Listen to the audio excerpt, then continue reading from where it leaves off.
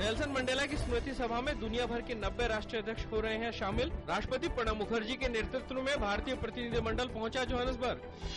प्रधानमंत्री कार्यालय में राज्य मंत्री वी नारायणस्वामी ने कहा कि लोकपाल बिल सरकार की प्राथमिकता है और सरकार उस पर चर्चा करने के लिए तैयार है।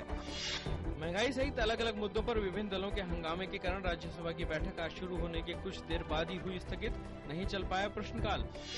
2G स्पेक्ट्रम पर जेपीसी रिपोर्ट, तेलंगाना समेत अनेक मुद्दों पर विभिन्न दलों के सदस्यों के भारी हंगामे के कारण लोकसभा की कार्रवाई भी हुई बाधित, प्रश्नकाल दूसरे दिन भी नहीं चल पाया।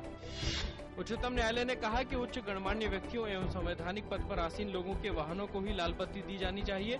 सर्वोच्च अदालत ने यह भी कहा कि राज्य सरकार वाहनों पर लाल बत्ती लगाने की अनुमति वाले अति विशिष्ट व्यक्तियों की सूची को बढ़ा नहीं सकती।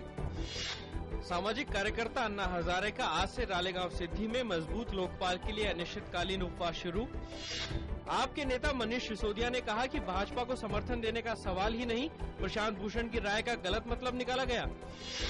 भाजपा नेता कीर्ति आजाद ने कहा कि सरकार बनाने के फैसले पर आम आदमी पार्टी को एक सार्वजनिक न्यूनतम कार्यक्रम पर आ जाना चाहिए। उन्होंने यह भी कहा कि प्रशांत भूषण को बार बार बयान बदलने की बजाय एक निश्चित फैसला ले लेना चाहिए।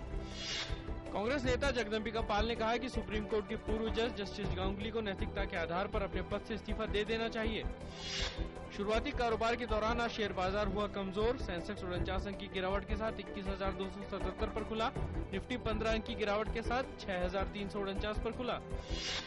शुरुआती कारोबार में अंतरबैंक विदेशी मुद्रा विनिमय बाजार में रुपया आज डॉलर के मुकाबले 15 पैसे मजबूत होकर 60 रुपये 98 पैसे प्रति डॉलर पर खुला। कल के कारोबारी सत्र के दौरान रुपया 28 पैसे की बढ़त के साथ 61 रुपये 13 पैसे प्रति डॉलर पर बंद हुआ था। एक अमेरिकी आयोग ने सिखों के अमेरिकी सैन्य बलों से बाहर होने पर रक्षा मंत्री चक हेगल से स्पष्टीकरण मांगा।